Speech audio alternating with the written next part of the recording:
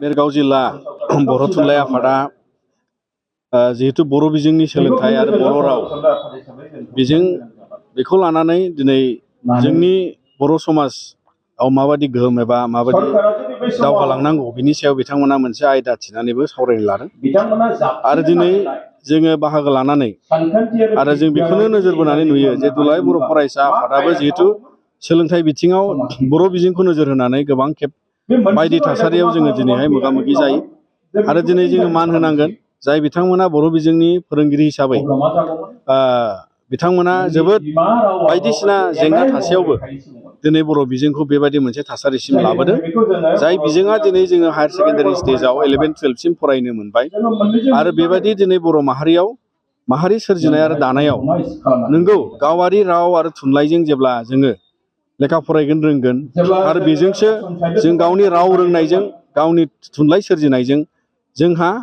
बर'आ बा माहारिया जोङो मोनसे सोद्रोम समाज जानांगौनि थाखाय बेयो मोनसे आलादा रोखोमनि बे मोनसे थुलुंगानाय जायो आरो बे सोरजिनायखौ जायफ्रा गावनि रावजों एबा गावनि थुनलाइजों एबा गावनि असे आंगो बिमा रावजों सोलोंथाइ लानायनिफ्राय बिथांमोनहा माने मोनसे थासारिखौ मोना बिथांमोना निस्सय बर' समाज दाफ्रामनायनि माखासे गुबै थासारिफोरखौ मोना जानो हागौ दा बेनिखायनो दिनै जोङो फोथायो जे बेबादि मोनसे सावरायनायनि गेजेरजों आरोबाव फरायसाफोरखौ लानानै बर' बिजोंनि फरायसाफोरानो जा आरो जोंनि फरायसाफोरनि गेजेराव बायदिसिना मोगा मोगि जानाय जेंनाफोरखौ लानानै जोंनि बर' बिजोंनि फोरोंगिरि सार मेडाम बिथांमोनहा दिनै माखासे गोब्राब थासारियाव आरोबाव गोबां खामानि मावनो गोनां दं जेरै स्कुलाव ड्रप आउट जालांनाय फरायसाफोरखौ खनसायनायनि बाथ्रा सोरबाया ड्राग एडिक्ट जालांनाय सोरबाया जौ फाग्ला जालांनाय सोरबाया बायदिसिना गावनि आखल आखुनि बिथिङाव नोजोर लानानै दिनै फोरोंगिरि बिथांमोना बे नोजोरखौ लाखिनानै बिराद गिदिर मोनसे बिबान बिथांमोना लालांनांगौ दङ मानोना बर' समाजखौ गोग्गो समाज दाफ्रामलांनायनि थाखाय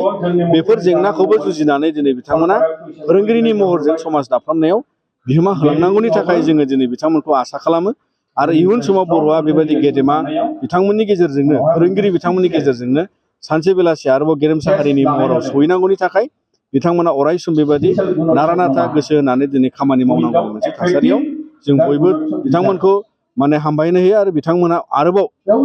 साबसिननिख्रुइ हामसिन बेबायदि समाजाव खामानि मावलांनो हागोन होननानै जों मिजिंथियो आरो नोंथांमोननि गेजेरजों बिथांमोनखौ दिनै जोङो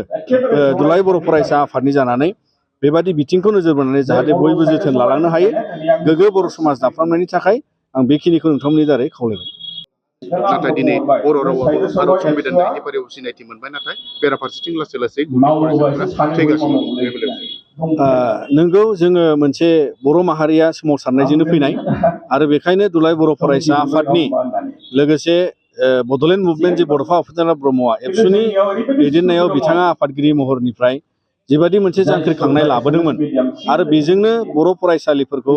जोङो बर' मिडियामनि स्कुलखौ माने जोंनि जायगा जायगा जेराव फरायसालि नांगौ गोबाङानो बिथांनि खावलायनाय आरो हारियारि मोनसे माहारियारि मोनसे मटिभेसन मोनसे थुलुंगानायखौ लानानै बयबो बेबायदि बर' बिजोंनि फरायसालि गायसनदों नाथाय मोगथां समाव दा जोंहा माखासे मोगा मोगि थासारियाव जों सफैदों सरकारा आसाम सरकार हिसाबैनो स्कुलफोरखौ दिनै माने भेन्सार फरायसालिफोरखौ प्रभिन्सियेलाइज खालामनाया माखासे गोबां फरायसालिया दाबो दंबावो आरो बेखौ लानानै बिटिआर रेकर्डआवबो जोङो लिरफैनाय जाबाय आरो सरकारा बिनि सायाव कमिटमेन्ट होबाय आरो दिनै प्रभिन्सियेलाइजेसना आद्रा जानानै दङ आरो गोबां बिदिनो फोरोंगिरिनि आंखालखौ सुफुंनायाव सरकारखौ दिनै बर' थुनलाइ आफाद आरो एबसुआ जोङो दिनै नारसिनगासिनो आरो बेखौ जोङो जेब्लासिम बेबायदि जाफुंसारा मानो होनबा संबिधानिक भाबे फान्डामेन्टेल राइट जोंहा इडुकेसनाव फारसेथिंजाय बर' रावा संबिधानिक मर्यादा मोननाय 90 सिडुलाव आरो बेफोर गासैखौबो जखा नायोबा दिनै जोङो रावनिबो खम नङा आरो बेखायनो बे जुजिनायखौ जोङो जुजिलांनो थाखाय आरो समाधाननि लामाखौ जोङो सौसिलांनो थाखाय जुजिनायाव दुलाराय बर' फरायसा आफादा जों फावसिनाय नङा आरो बर' थुनलाइ आफादजों लोगो नांनानै जों बेफोर गासिबो समायसानि समाधानखौ लाबोनो थाखाय सरकारखौ जों नारसिनलांबाय थागोन आरो जाहाथे बेबायदि समावबो बयबो फोरोंगिरि बिथांमोनहाबो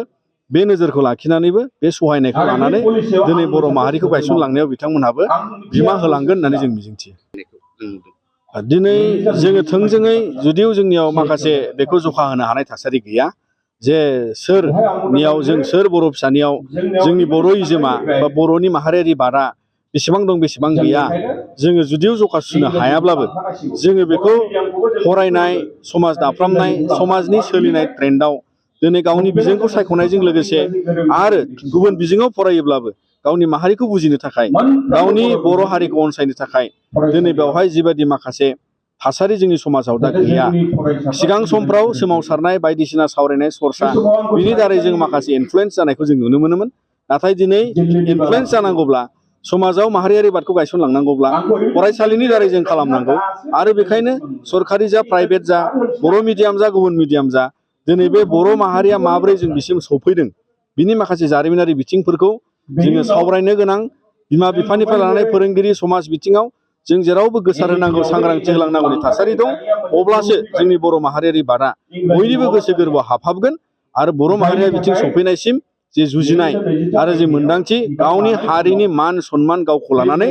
मोजां मोनसे सुबुं हिसाबै बर' हारि हिसाबै थांना थानो थाखाय जोङो दिनै बुजिहोनो हागोन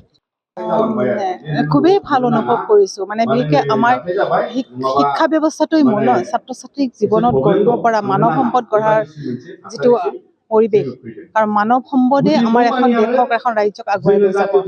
আমাৰ চৰকাৰেও বিচাৰিছে আমাৰ দেশখন ভাৰতৰ ভিতৰতে মানে শ্ৰেষ্ঠ ৰাজ্য হওক তাৰ কাৰণে শিক্ষা ব্যৱস্থাটো যদি আমি আগবঢ়াই লৈ যাব পাৰোঁ তাতকৈ আৰু ভাল কথা একো হ'ব নোৱাৰে আৰু তাত বড়ো সাহিত্য সভাই নিজাববীয়াকৈ কিছু প্ৰচেষ্টা লৈছে তাৰ বাবে তেওঁলোকক মই ধন্যবাদ জনাইছোঁ বহুখিনি শিক্ষক ইয়াত উপস্থিত আছে তেওঁলোকে নিজেও আছে প্ৰত্যেকেই নিজে নিজক ৰিফৰ্ম কৰিব বিচাৰে তেওঁলোকে প্ৰত্যেকেই নিজক বিচাৰে যে নিজক উন্নীত কৰক কিন্তু সেই পৰিৱেশ নাপায় আমাৰ বড়ো সাহিত্য সভাই আৰু আমাৰ অসম চৰকাৰে সেইখিনি সুবিধা দিছে গতিকে তাৰ কাৰণে সেই সুযোগখিনি শিক্ষকে গ্ৰহণ কৰক আৰু আমাৰ অসমৰ শিক্ষা ব্যৱস্থা বহুত আগুৱাই লৈ যাওক মই এইটো বিচাৰিম আৰু খুব ভাল লাগিছে পৰিৱেশটো খুব সুন্দৰ পৰিৱেশ কোৱা যায় শিক্ষকসকলক মানে ছাত্ৰসকল বা ভৱিষ্যত মানে বহুত সমাজস্বৰূপ কিন্তু দেখিছোঁ আমি বহু ক্ষেত্ৰত ক'ৰবাত নহয় শিক্ষাত মানে ব্যৱস্থাত ক'ৰবাত কেৰুণ আছে নেকি যাৰ ফলত য'ত মানে ছাত্ৰ ছাত্ৰীসকলক শিক্ষিত কৰাত ক'ৰবাত মানে ৰৈ গৈছে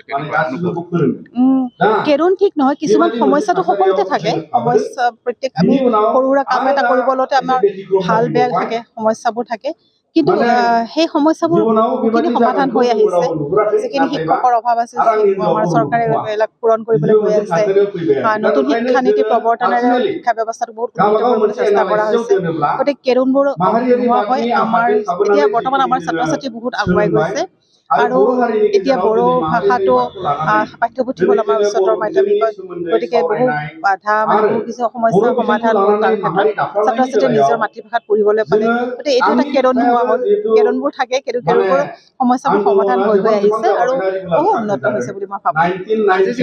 এনেবিয়ে কৈছে কিন্তু মাতৃশিক্ষাৰ মাধ্যমেৰে শিক্ষিত কৰিলে বেছি মানে শিক্ষাত বুজায় কিন্তু আজি দেখিছোঁ মানে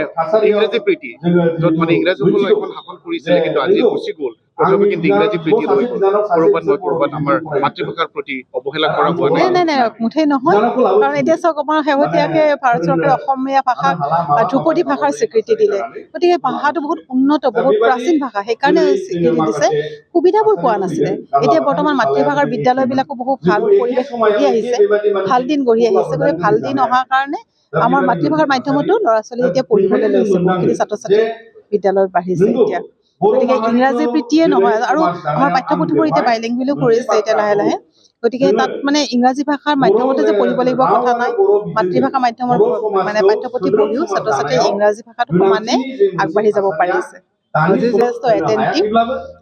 তেওঁলোকে বুজি পাইছে যে প্ৰত্যেকেই নিজক আচলতে উন্নত কৰিবলৈ চেষ্টা এটা আছে ভিতৰৰ পৰা ভাল পৰিৱেশ এটা নিজক গঢ়াৰ চেষ্টা এটা প্ৰত্যেকে আছে সুযোগ সুবিধা পোৱা নাই আজি এটা সুযোগ পালে তেওঁলোকে আৰু ইয়াৰ পিছত নিশ্চয় আৰু বেছি ভাল হ'ব মানে লাহে লাহে গঢ় দি যোৱা হৈছে শিক্ষক